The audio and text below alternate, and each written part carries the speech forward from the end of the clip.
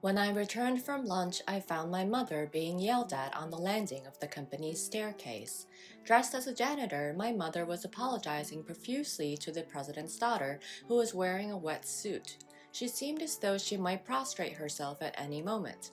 My mother was a single mother and she has always worked as a part-timer or a contract worker. Therefore, I tried very hard to find a job hoping to make my mother's life easier, and I was finally hired as a full-time employee at a well-known industry-leading company. Now that I am able to earn, I wanted my mother, who had struggled all these years, to quit working and take it easy. However, even though I was an employee at a major company, the salary was not particularly high in the early years. You have to repay scholarships from university, don't you? If I quit my job, we'll be stuck in the same tight financial situation as before, won't we? With that, my mother continued working even after I got a job. Around 2 years later, my mother actually started working at my company as a janitor. She applied for the janitor position when her contract of her previous job expired, and she happened to be assigned to my company. Both my mother and I were initially surprised, but now we have gotten used to seeing each other at work. Even our colleagues know that the janitor is my mother, and it seems that they greet her every time they pass her in the hallway. You have a lot of nice people in your company, don't you?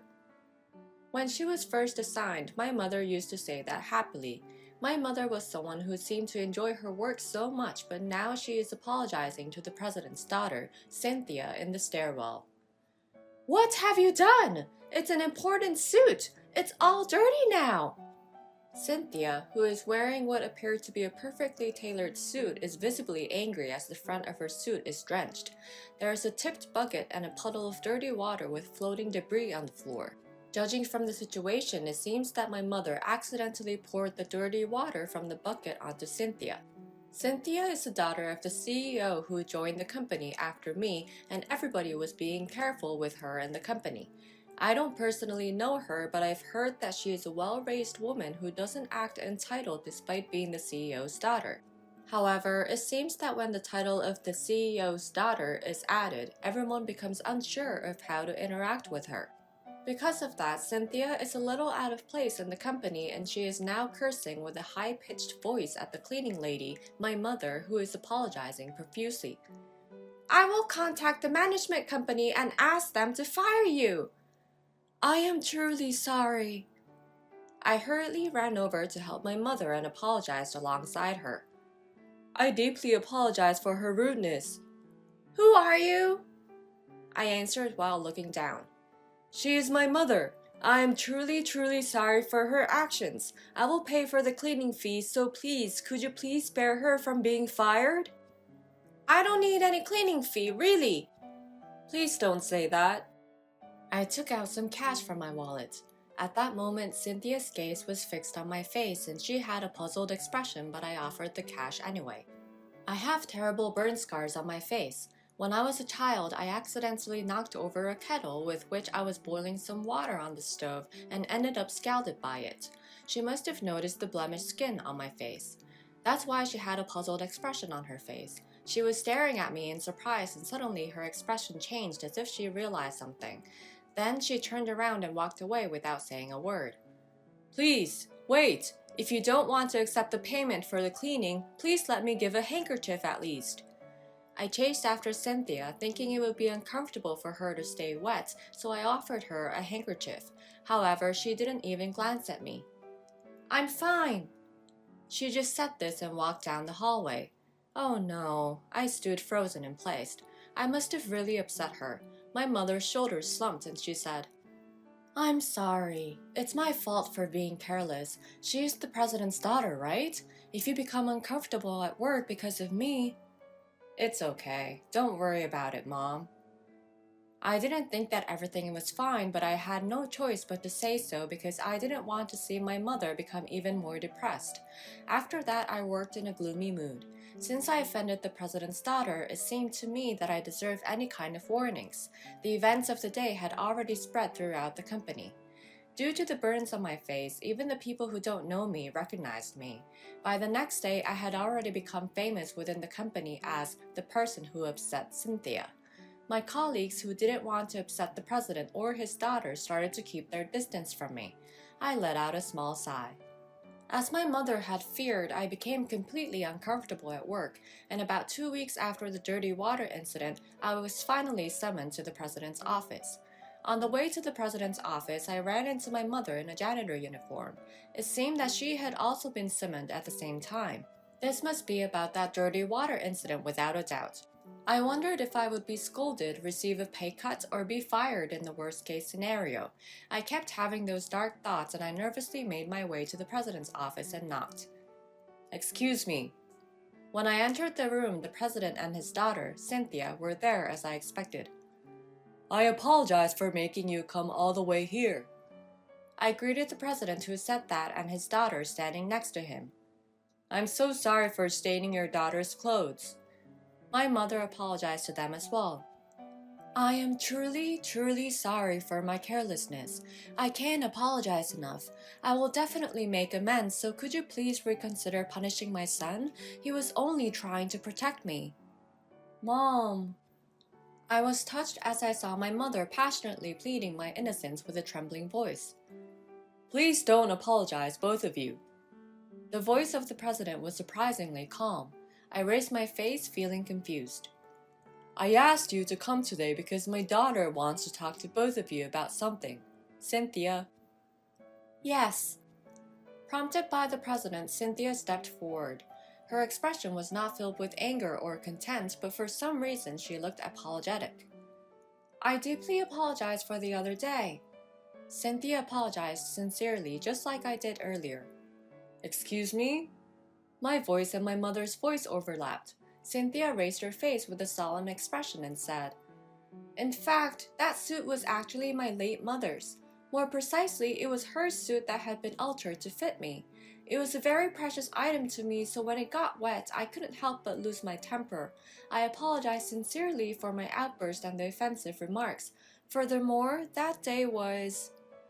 To summarize Cynthia's story, it was like this. Everyone was being very careful with her and the company, as we all know.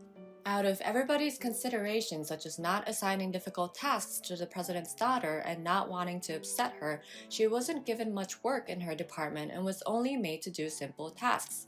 Cynthia was becoming tired of such a daily routine. I wanted to challenge myself more and fit in with everybody by putting in effort and earning recognition for my abilities. For Cynthia, the consideration given to her by others simply because she was the president's daughter was nothing but agony. So one day I said to my boss, "Please give me a chance too." And then Cynthia was chosen to participate in a major project being carried out in collaboration with another company.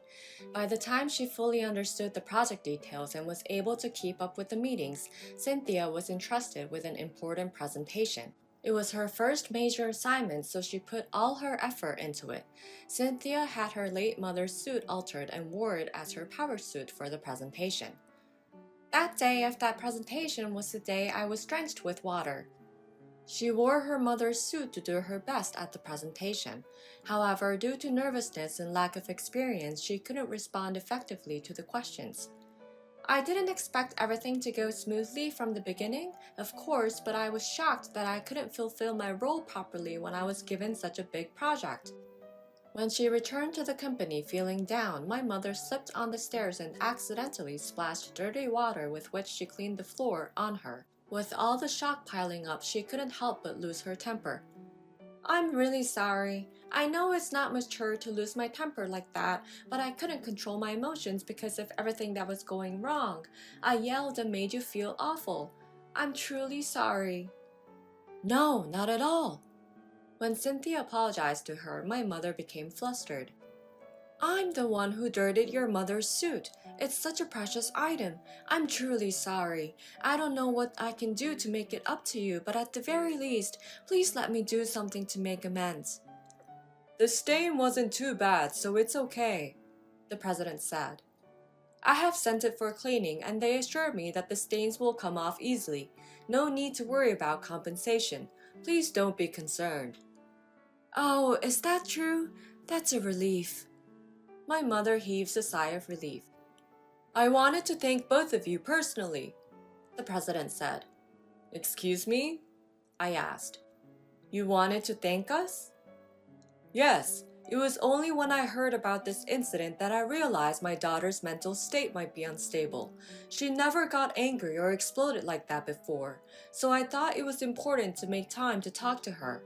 And it was only when I listened to her that I found out she was feeling uncomfortable at work and experiencing strong stress. Without this incident, I might have continued to misunderstand Cynthia. Thinking that way, this incident was actually a blessing for me too. Thank you both for giving us an opportunity to have a conversation with our daughter. No, not like that. My mother and I were both taken aback by the unexpected words of gratitude from the president, and then the president turned towards Cynthia. So, Cynthia, there was something else you wanted to talk to him about, right? He said. Yes. Cynthia nodded quietly. Then she took out a slightly worn amulet from her pocket. Cynthia extended it towards me. Mr. Jenkins, do you recognize this amulet? The amulet was embroidered with the words, academic success. I looked at the amulet and tilted my head for a few seconds. Oh, I remember. Could this possibly be? So, it was Mr. Jenkins after all. A scene from a winter day during my last year of high school has come back to me. It was the morning of the university entrance exam. I was asked for directions to the hospital by a girl who was around the same age as me at the time and whom I didn't know. She seemed desperate and said she wasn't familiar with the transportation in Toronto. I thought to myself, indeed, taking trains in Toronto are complicated. How can I explain it to her so she can understand easily? After much thought, I ended up accompanying her to the nearest station to the hospital. I had left home quite early to study intensively for the final push at the exam venue, so I had plenty of time. Because of that, I wasn't able to do any last-minute cramming for the exam, but on the train heading to the hospital's nearest station, I heard about the girl's situation. Her mother is currently hospitalized and she is on her way to the hospital. Her father is usually busy with work, earning money for her mother's medical expenses, and he doesn't have time to come home. As a result, she has been living at her paternal grandparents' house in the countryside, and it's the first time for her to come to Toronto since she came last time when she was in elementary school. Last night, she received news that her mother's condition had worsened, so she took the first train to Toronto. That's why she wanted to go to the hospital as soon as possible. However, she got lost due to the complex transportation network in Toronto. She was truly grateful to me for helping her out in such a situation. She ran through the ticket gate of the nearest station to the hospital, and I handed her an amulet I had at that time. I was worried about sending her off alone because she seemed almost on the verge of tears. However, I had my own exams to attend to, so I couldn't accompany her. I'm sorry. I am just a high school student preparing for exams, so this is all I have. But I hope your mother gets better, and I'm sending my prayers as well. What I gave her at that time was an amulet embroidered with the words academic success. I was the one who was lost on the road at that time, Cynthia said. Afterwards, I safely made it to the hospital and was able to have a brief conversation with my mother. At that time, if I had been lost for just 5 more minutes, I don't think I would have been able to see my mother. That's why I am extremely grateful to that boy. You reminded me of that day when I saw you the other day, Mr. Jenkins. Because of this. I pointed to the large burn scar on my face. Surely young Cynthia remembered the scar on my face. Yes. Cynthia hesitantly nodded. If Mr. Jenkins was that boy, I was afraid I had returned evil for good, so I wanted to confirm. Once again, thank you very much for what you did back then. I am truly, truly sorry for shouting at your mother the other day. Please allow me to express my gratitude and apology as well. Following Cynthia, the president chimed in. Thank you for helping my daughter see my wife one last time. I also apologize for my daughter's recent behavior. The president and Cynthia thanked me and apologized to me. Oh, no, please, President, please don't do this, and you too, Cynthia. The president turned towards my mother and said to her, Mrs. Jenkins, you have a wonderful son. Oh, you are too generous with your words. Don't be so modest. Besides, you yourself have become quite well known in our company. Pardon me? There is a person among the janitors who greets me very warmly. When I am greeted by that person with a smile, even if I am feeling down at work, I can become more positive. I have been hearing that kind of story a lot lately. That janitor is you, isn't it? That is... Although my mother couldn't say anything out of modesty, I thought to myself that it might be her. I also heard the same from my colleagues. Your mother, who does the cleaning, is really friendly, isn't she? I have been told this multiple times. Thanks to your cleaning and greetings, the atmosphere in the company is gradually becoming cleaner. I have a feeling like that. You must have a good compatibility with our company culture and the employees. Well, thank you. This is a suggestion, but would you like to work at our company as a full-time employee? Sorry? You are currently being dispatched from another cleaning management company to work here, right? How about switching to direct employment with us? You may have to do some administrative work as well, but that would provide more job stability. Of course, if it suits your preference. My mother and I were surprised and looked at each other. Can something like this really happen? My mother had a look of disbelief on her face. May I really do that? She asked. Of course, you will surely become a great mood maker for our company. My mother's transfer procedure started on that day and proceeded without any problems. A few days later, my mother became an employee at the same company as me. Since we were in different departments, I didn't know the details, but it seemed that my mother had done some office work as a part-timer, so she was surprisingly quick to pick up her new job. She also got along with other employees, and now she occasionally goes out for lunch with Cynthia.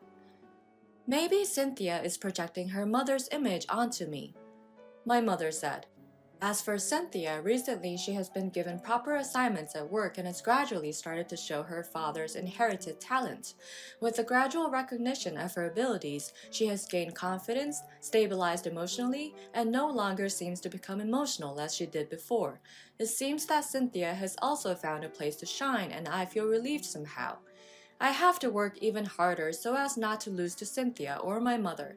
Feeling inspired by the two of them while I was thinking such things, I started my work with renewed determination.